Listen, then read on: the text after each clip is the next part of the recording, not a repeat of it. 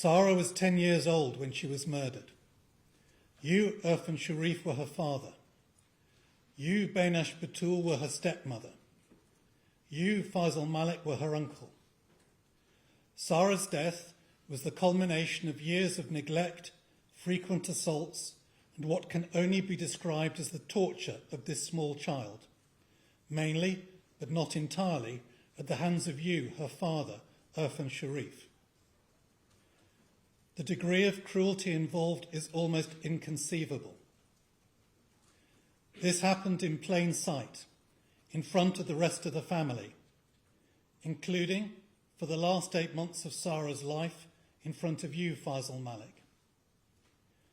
The courts at the Old Bailey have been witness to many accounts of awful crimes, but few can have been more terrible than the account of the despicable treatment of this poor child that the jury in this case have had to endure.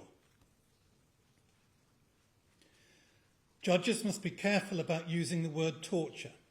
It should not be overused, but it is no exaggeration to describe the campaign of abuse against Sara as torture.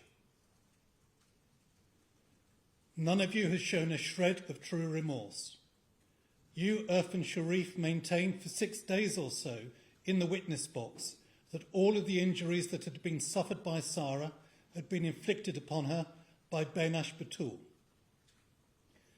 Eventually, when it became clear that your description of events had no credibility at all, you changed tack and accepted responsibility for Sara's death, while focusing your efforts from then on upon an attempt to exonerate your co-defendants.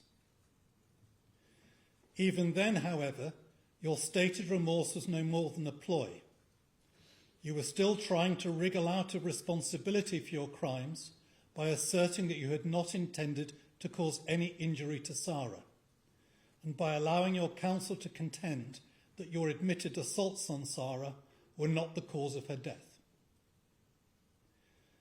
As for you, Bainash Batul and Faisal Malik, you remain silent at trial and have made no effort to accept any responsibility for your offending.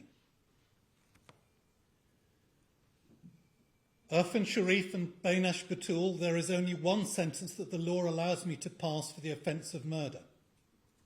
It is a sentence of imprisonment for life.